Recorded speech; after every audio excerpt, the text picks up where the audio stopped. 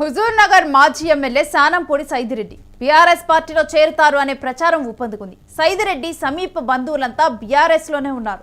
స్థానిక ఎన్నికలను సైదిరెడ్డి పట్టించుకోలేదు. ఇక ఇటీవల పంచాయతీ ఎన్నికల్లో ఖాతా కూడా బీజేపీ ఓపెన్ చేయలేకపోయింది.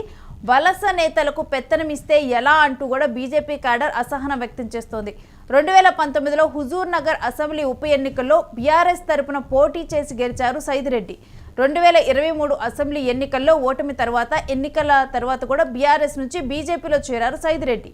2024లో బీజేపీ నల్గొండ ఎంపీ అభ్యర్థిగా పోటీ చేసి ఓటమి పాలయ్యారు.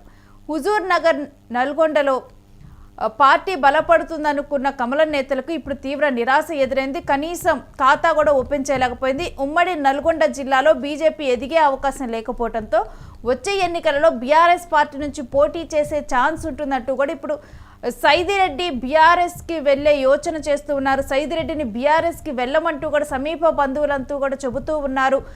బీఆర్ఎస్ నుంచి అయితేనే తనకు రాజకీయ భవిష్యత్తు బాగుంటుంది, రాజకీయ భవిష్యత్తు ఉంటుంది.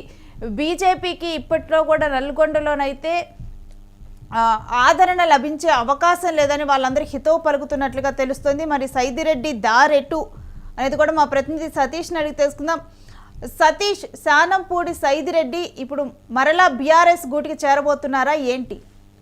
యారేనుకు సంబంధించి గతంలో ఏదైతే సర్పంచ్ ఎలక్షన్స్ లో గుండు సున్నా వచ్చిన నేపథ్యంలో నల్గొండ జిల్లా నుంచి అదే హుజూర్ నగర్ నుంచి గుండు సున్నా వచ్చినప్పటి నుంచి కూడా ఆయన సర్పంచ్ ఎలక్షన్ నుంచే బీఆర్ఎస్ పార్టీలోకి పోతారంటూ కూడా రాజకీయ వర్గాల్లో అటు పెద్ద ఎత్తున ప్రచారం అయితే జరుగుతోంది. ముఖ్యంగా సైదిరెడ్డి అత్యంత సన్నిహితులు అందరూ కూడా బీఆర్ఎస్ లో ఉండటం, ఇప్పటికే కేటీఆర్, హరీష్ రావుతో ఈయన తరచుగా మాట్లాడుతున్నట్టు కూడా వార్తలు వస్తున్న పరిస్థితులు కనబడుతున్నాయి. ముఖ్యంగా ఆయన రాజకీయ ప్రస్థానం కనుక చూసుకుంటే గత బీఆర్ఎస్ పార్టీ 2018లో సైదిరెడ్డి ఆయన ఏదైతే అసెంబ్లీ ఎన్నికల ద్వారా ఆయన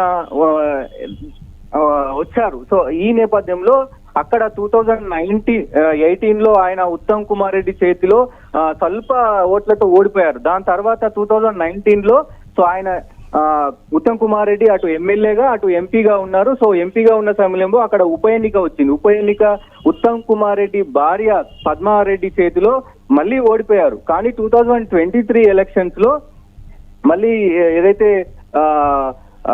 సైదిరెడ్డి 2019లో ఉత్తమ్ భార్యను ఓడించి భారీ మెజారిటీతో గెలిచారు. సో ఈ నేపథ్యంలో ఆయనకి క్యాడర్ అంతా కూడా సహకరించింది. క్యాడర్ మొత్తం కూడా ఒక్కసారిగా సైదిరెడ్డిని అంటే టీఆర్ఎస్ ఉత్తమ్ కుమార్ రెడ్డిని తట్టుకోవాలంటే, అక్కడ ఉమ్మడి నల్గొండ పట్టుకున్నటువంటి ఉత్తమ్ కుమార్ రెడ్డిని తట్టుకోవాలంటే ఇలాంటి క్యాండిడేట్ ఉండాలని చెప్పేసి కూడా క్యాడర్ మొత్తం కూడా ఆయనకు సపోర్ట్ చేసింది. ఆయన భారీ మెజారిటీతో గెలిచారు. కానీ మొన్న అసెంబ్లీ 2023 ఎలక్షన్స్ లో బీఆర్ఎస్ పార్టీ నుంచి పోటీ చేసి స్వల్ప ఓట్లతో ఓడిపోయిన పరిస్థితి వచ్చింది. కానీ దాని తర్వాత ఎప్పుడైతే పార్టీ మారి ఇక్కడ బీజేపీ నుంచి నల్లగొండ ఎంపీగా పోటీ చేశారు. ఎంపీ పోటీ చేసినప్పటికీ ఆయన సెకండ్ ప్లేస్ కు వచ్చారు. బీజేపీ నుంచి కూడా ఆయన సెకండ్ ప్లేస్ కు వచ్చారు.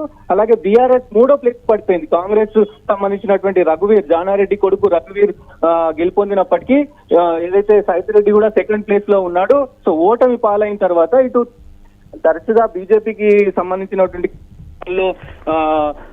వెళ్ళకపోవడం కావచ్చు, క్యాడర్ కి కొంత దూరం, బీజేపీ క్యాడర్ కు కొంచెం దూరం ఉండడం కావచ్చు, అలాగే అక్కడ లోకల్ గా ఉన్నటువంటి బీజేపీ క్యాడర్ కూడా ఈయనని యాక్సెప్ట్ చేయలేదు. సో అది పార్టీ విధి విధానాలకు ఈయన యాక్సెప్ట్ అవ్వలేదా, లేకపోతే అక్కడ పార్టీ క్యాడర్ ఈయనను పట్టించుకోలేదా, ఇవన్నీ కూడా అక్కడ చర్చనీయాంశమై దాదాపు ఈ ఓటమి తర్వాత ఏదైతే సర్పంచ్ ఎలక్షన్స్ లో గుండు సున్నా రావడంతో అక్కడ క్యాడర్ అంతా కూడా అసహనానికి గురైంది. సైదిరెడ్డి మాకు వద్దు అంటూ కూడా అక్కడ బీజేపీకి సంబంధించిన క్యాడర్ అంతా కూడా చెప్పడంతో ఒకవైపు బీఆర్ఎస్ లో పెద్ద ఎత్తున సైదిరెడ్డికి క్యాడర్ ఉంది. ఒకవైపు ఏదైతే 2019లో ఆయన గెలిచిన తర్వాత ఉత్తమ్ కుమార్ రెడ్డిని ఆ నియోజకవర్గంలో హుజూర్ నగర్ లో కొట్టాలంటే కనుక సైదిరెడ్డి ఒక్కడే అన్నట్టుగా బీఆర్ఎస్ కూడా ప్రచురించింది. బీఆర్ఎస్ కి గట్టి నేతగా అక్కడ పనిచేశారు ఆయన. సో ఈ నేపథ్యంలో ఆయనకి సంబంధించి కూడా ఇప్పుడు అక్కడ ఈ సైదిరెడ్డి బీఆర్ఎస్ నుంచి బయటకు వచ్చిన తర్వాత అక్కడ బీఆర్ఎస్ కి క్యాండిడేటే లేకుండా పోయారు. బీఆర్ఎస్ మనుగడ కరువైన తరుణంలో సో ఇప్పుడు మళ్ళీ ఈ తరుణంలో కేటీఆర్, హరీష్ రావుతో కాంటాక్ట్ అవుతున్నారు. సో మళ్ళీ వచ్చే ప్రయత్నం చేస్తున్నారంటూ కూడా వార్తలు వస్తున్నాయి. కానీ ఒకవేళ వస్తే కనుక బీఆర్ఎస్ అయితే ప్లస్ అయ్యే అవకాశాలు ఉంటాయి. ఎందుకంటే ఆయనకు అక్కడ క్యాడర్ ఉంది, అక్కడ సన్నిహితులంతా కూడా బీఆర్ఎస్ లోనే ఉన్నారు. సో వాళ్ళు సూచనలు కూడా చేస్తున్నారు, నువ్వు మళ్ళీ తిరిగి బీఆర్ఎస్ లోకి రావాలి, ఎందుకంటే ఉత్తమ్ కుమార్ రెడ్డి లాంటి కీలక నేతను ఇప్పుడు మంత్రిగా ఉన్నారు ఆయన, అట్లాంటి నేతని తట్టుకొని రాజకీయాలు చేయాలంటే సైదిరెడ్డి ఒక్కడికే అవుతుంది అంటూ కూడా రాజకీయ వర్గాలు చెప్తా ఉన్నాయి. అయితే సతీష్ ఉన్నట్టుండి కూడా అంటే వెంటనే కూడా బీఆర్ఎస్ తో టచ్ లోకి వెళ్ళటానికి ఇదొక కారణంగా చూడొచ్చా? వలస నేతలకు పెత్తనం ఇస్తే ఇలానే ఉంటుంది అని కూడా అక్కడ బీజేపీ కాడర్ అన్నట్లుగా కూడా తెలుస్తుంది. దాని కారణంగానే ఆయన ఇంకా కూడా అంటే ఓన్ చేసుకోలేకపోతుంది బీజేపీ, ఒక వలస నేతలానే చూస్తుందంటూ సైదిరెడ్డి ఈ విధమైన నిర్ణయం తీసుకున్నారని కూడా చూడొచ్చా? అంటే రేణు ముఖ్యంగా దీనికి సంబంధించి లోపల చాలా రాజకీయాలు నడుస్తాయి. సో సర్పంచ్ ఎలక్షన్స్ లో సైదిరెడ్డి కావాలని బీఆర్ఎస్ కి సపోర్ట్ చేశారంటూ కూడా బీఆర్ఎస్ నేతలను గెలిపించే ప్రయత్నం ఆయన చేశారు. బీఆర్ఎస్ సంబంధించిన సర్పంచ్ కి సంబంధించిన అభ్యర్థులకు ఆయన సపోర్ట్ చేశారంటూ కూడా బీజేపీ నేతలు పెద్ద ఎత్తున విమర్శించారు.